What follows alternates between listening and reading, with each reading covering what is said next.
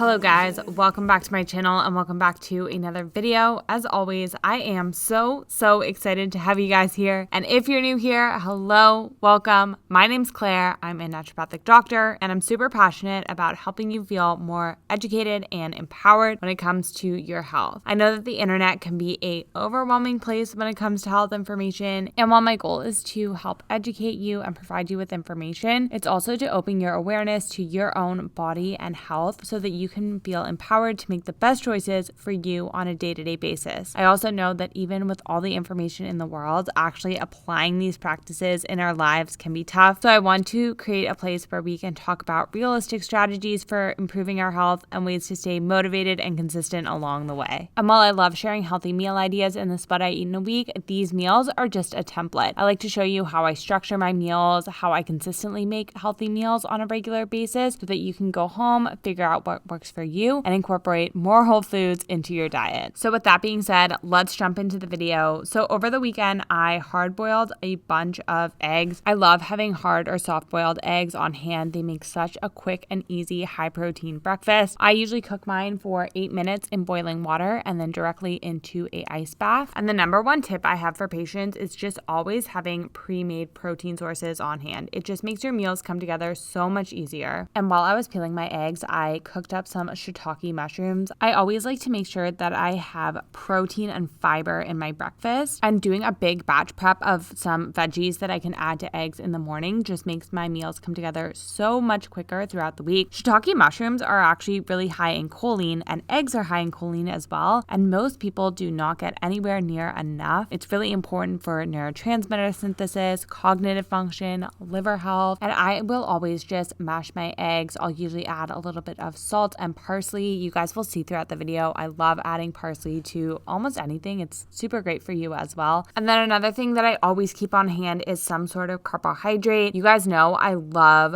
keeping roasted sweet potatoes on hand because when you cook them and cool them, they turn into a resistant starch. They're so easy, a high fiber carbohydrate source to add to basically any meal. And this for me is really an ideal breakfast. It's high in fiber, high in protein. We have micronutrients. We have all the macronutrients represented. We have fat and protein in the eggs, carbohydrates in the sweet potato, lots of fiber in the potato and the veggies. So just a very simple breakfast. And after breakfast, I will always make my coffee. I've talked about this in other videos. I sometimes have coffee on an empty stomach and I always end up regretting it because I just never feel as good. Also, you get bonus points for drinking coffee or tea or anything out of a mug that you love. I get some questions about my mug. I bought it at Christchurch when I was traveling in the UK. It has King Henry VIII and all of his wives, so it's a very cool mug. Anyway, back to the coffee. I will usually have coffee right after my breakfast. I like my coffee a little bit sweet, so I will always put a little bit of sugar in it. And then this is the soy milk that I use. It's just organic soybeans and water, which is why I like it. And I just really try and have the coffee right after breakfast so that the caffeine and the sugar is not hitting on an empty stomach.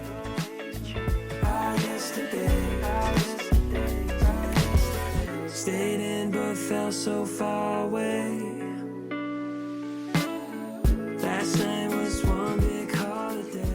And then on Monday, I decided to do a little bit of meal prep. I will usually do some sort of mini meal prep on Monday. I don't necessarily prep my dishes, like prep meals altogether. What I will normally do is prep the different components, and this just makes my meals come together so much quicker. Things that I like to prep are carbohydrate sources, protein sources, usually some sort of veggie, just to make sure that it's really easy for me to make a meal that has protein, fiber, carbohydrates. Usually the fat is pretty easy to add. Here, I'm just chopping up some carrots. I season them with garlic powder, salt, parsley, and a little bit of maple syrup. And then I just used avocado to roast them. And while they were cooking in the oven, I decided to pickle some red onions. I just started by mixing some salt in hot water just to dissolve the salt. And then I added about another cup of apple cider vinegar. You guys know I never really measure anything. I just kind of wing it. I also added some maple syrup for some sweetness. And then I I cut up a red onion. I love red onions. They are part of the allium family of vegetables, things like onion, leek, chives, shallots, garlic. And allium vegetables specifically have a lot of benefits in terms of cardiovascular health. They have anti-inflammatory and antioxidant properties. They've been shown to help support the immune system, and they actually have antimicrobial properties as well, so great for that digestive health. They are also just such a fun thing to add to spring and summer dishes. I love the color, so definitely something that I just wanted to prep and have on hand. And then the only other thing that I prepped this week was some rice and mung beans. So I like to soak my rice and mung beans before I cook them. I soak them overnight, just makes them easier to digest, and then I will cook them in bone broth. I usually add the mung beans and cook those for about 15 minutes and then add my rice in after because the rice doesn't take as long. But again, when it cools down, the rice becomes a resistant starch, so good for that blood sugar control and feeding the gut microbiome. Mung beans are part of the beans and legume family, which we know are just amazing for our health. Now, moving on to lunch, I know this looks like I'm filming this at nighttime, but I filmed this on the day that the eclipse happened, and for some reason, the Toronto sky just got so dark in the early afternoon. So that is why it looks like nighttime, but I am just making my standard salad. You guys know I love this salad so much. It's just such a delicious and easy way to get in everything that I want in my meal. So I always start with a base of greens. I always say if you can't tolerate a bunch of raw vegetables, you could do a bunch of roasted vegetables as your base. I always add in whatever protein I have on hand. Here I added some chicken thighs that we had from over the weekend. I also added in some leftover sweet potato, and then of course I added in some avocado. Someone asked in the comments of my last video how I always have ripe avocado on hand, and my trick is that every few days I will just go to the grocery store and buy a few avocados. That way I always have avocados that are ripe, I always have avocados that are a few days from being ripe, and then a few avocados that are hard. I also threw in some of the roasted carrots, and then I try and have fermented foods at least once a day, so I added in some of this beet and red cabbage sauerkraut. So again, you have the probiotics in the sauerkraut, and then you have all the prebiotic fibers in your vegetables, the sweet potato, that help to feed the good gut bacteria. And then I added some salt, parsley, and dill, and then you guys know I love olive oil. I told you guys in my last video how I choose my olive oil when I go to buy it, so you guys can check that out. And then I'll usually add balsamic vinegar as well, and then I'll usually add some sort of nut or seed on top. I think here I did some hemp seeds.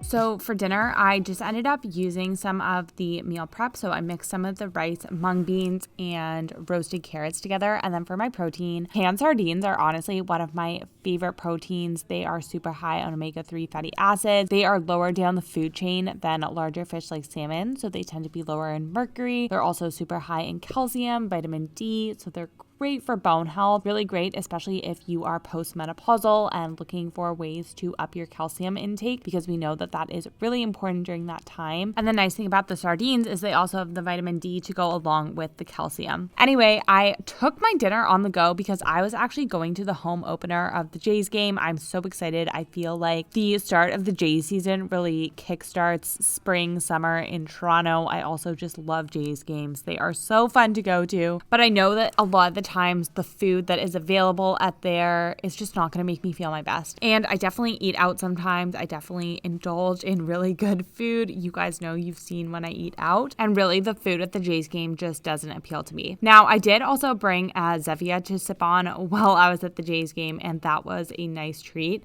But while you guys see me make a repeat of my breakfast on Tuesday, I thought I'd talk a little bit about how I keep a healthy relationship with food while still focusing on health health. And for me, it just comes down to thinking of my body as a gift. I truly believe that our bodies are such incredible gifts that we get to take care of. It's never a burden or an obligation to take care of our bodies. It's something that we get to do. So whether that's feeding our body nutrient-dense whole foods, moving it on a regular basis, giving it rest when it needs it, those are all ways that we can show our body the love and support that it deserves. And I also know that a lot of people feel like when their health is failing that their body is working against them. And really, our bodies are so smart. And I always say that our bodies are having a normal reaction to a very abnormal environment. You guys know I talk about this a lot, but we are truly living at an environmental mismatch with our body. And sometimes when we don't feel our best or our health isn't where we want it to be, it's not that our body's failing us, it's that our body is asking for our love and support. So that is just kind of how I think about it in my head. I don't know if that relates to how anyone else thinks about their health. Anyway, while I was at work, I also decided to make myself up a little tea. I always like to do a combination of herbs that I both want the medicinal benefit of and that I'll also like the taste of. And then I will usually bring them home. I'll steep a big liter of them all at once, let them cool down, and then I'll have tea to sip on for the rest of the day. You always let me know. You always let me go my way. You always let me know. You never let it show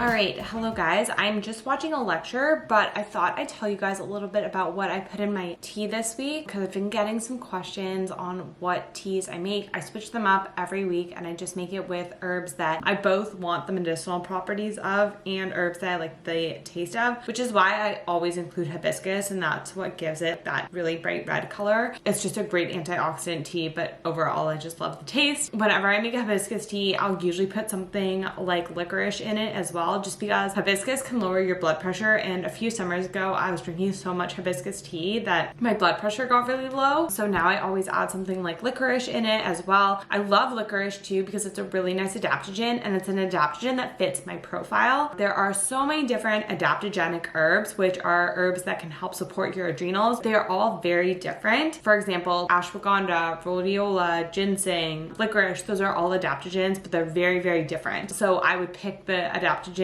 based on the patient, but licorice actually works out as a really great adaptogen for me. So I have that. I have some passion flower as a nervine to help with my nervous system. Burdock, which is really great for digestion. It's good for lymphatic support as well. And then the last one is dandelion. And again, that's a great herb for your liver. I talk about bitter herbs all the time for the liver, but dandelion is really great for that. That is my tea. And like I said, I like to steep it for at least 10 to 15 minutes. I'll usually just let it cool down and then I'll drink it cold. It's really nice, especially if the weather is warming up. It's really nice to have a cool drink. As always, it's best to speak to your herbalist, your naturopathic doctor, whoever you get your herbs from in terms of like picking a tea, but that is just the mix that has been working for me. I'm gonna get back, watch a little bit more of my lecture, and then show you guys what I have for dinner later. Very cool regulatory axis in the body. And this is what I always say to patients, I'll say it time and time again.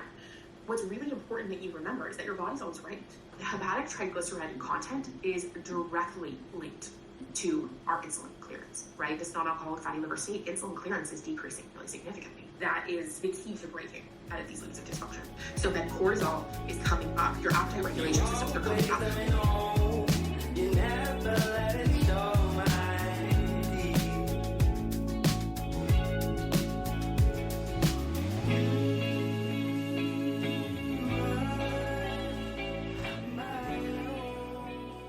And And then for dinner, I'm just making one of my staple meals. So I always make my sweet potatoes the same way: avocado oil, cinnamon, salt, roast them in the oven. They are delicious. And then I cooked up some chicken thighs. Again, I always season them the same way: parsley, garlic powder, salt. And I have been getting so many questions about my pans that I use to roast these in. These are 100% ceramic pans, but I'm so sad because later in this video, this pan cracked, and I'm trying to see if I can get it replaced because I know that there is a 10-year warranty on the pans, but it really is a nice pan. It's easy to cook with, and it's hard to find nice, non-toxic cookware. So I will keep you guys updated with that. But whenever I make up chicken, I always try and make up a big batch because, again, I just like to have protein on hand. And then I just had this with some of the carrots. I had some leftover broccoli from the weekend. And this is a really great example of how healthy eating does not have to be complicated. Just sticking to whole foods, half your plate being vegetables, a quarter being protein, a quarter being carbohydrates, and you will be good to go. I often see people just overcomplicating their meals, overcomplicating nutrition, and really just keeping it simple is best. Of course, I also topped it with some tahini, and then I had a date with peanut butter for dessert.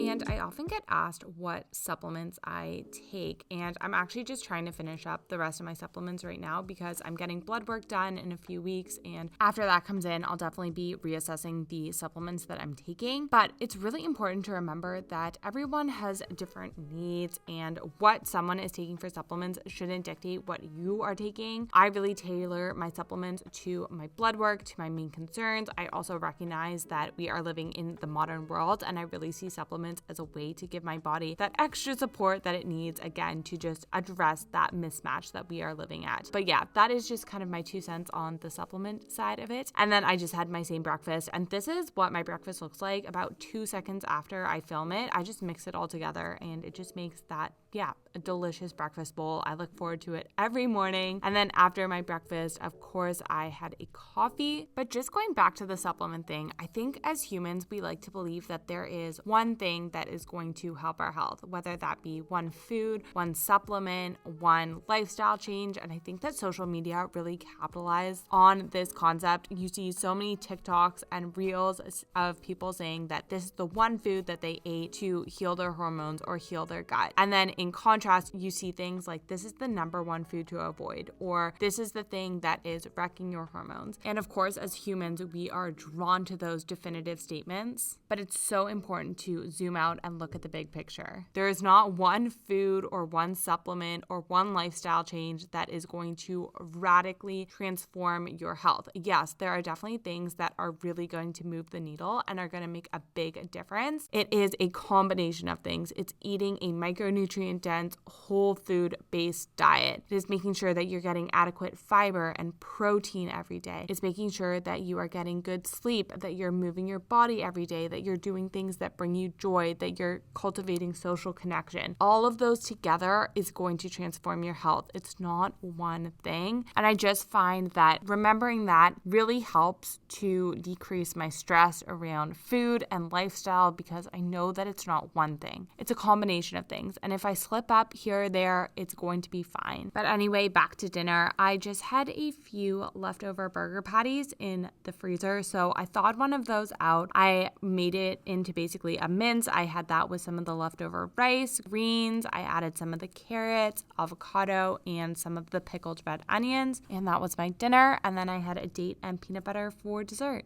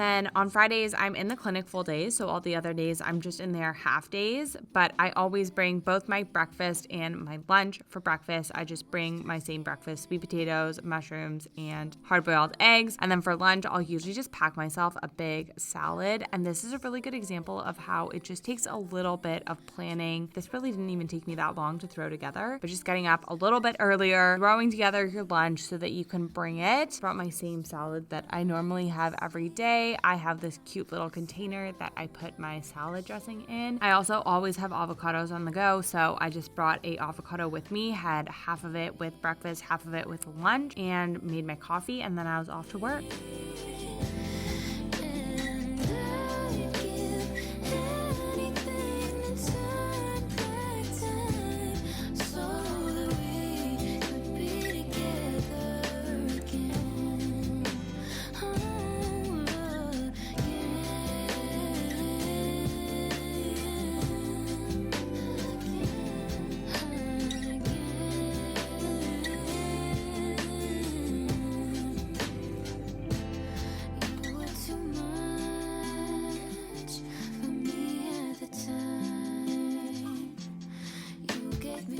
And then for dinner, my boyfriend was over and we made one of our favorite dinners, which is just roasted sweet potato, broccoli, and salmon. For my broccoli, I use frozen broccoli. It's so easy, and I'll just put it in for about 20 minutes, let the water kind of dry out or evaporate, and then I'll hit it with some avocado oil, garlic powder, and then my sous chef passed me the salt. This is my favorite way to make broccoli. It just comes out so crispy and delicious. It's also just super easy because it's already pre-chopped with the frozen broccoli. And then we walked down to our favorite fish market. If you are in Toronto, we love Hooked in Kensington Market. We got this beautiful salmon, and like I said, my pan broke, so we are whipping out the cast iron skillet for this, which actually turned out really well. And sometimes with my salmon, I will make a maple mustard sauce to go on top, but honestly, the salmon is so delicious. You can just have it with salt, and there's already so much flavor in it. This is probably, like I said, one of my favorite meals. I really don't think that healthy eating needs to be stressful or overcomplicated. Just focusing on whole foods that you enjoy, that is going to be the basis of your healthy diet. So that was my week of eating. Oh, I also added a little bit of tahini on, well, not a little bit,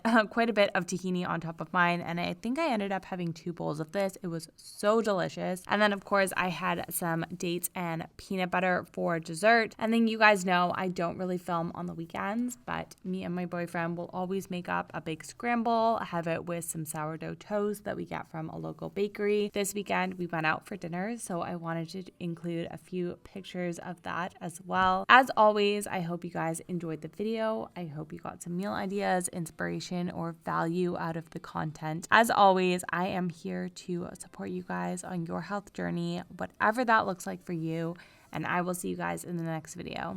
Bye!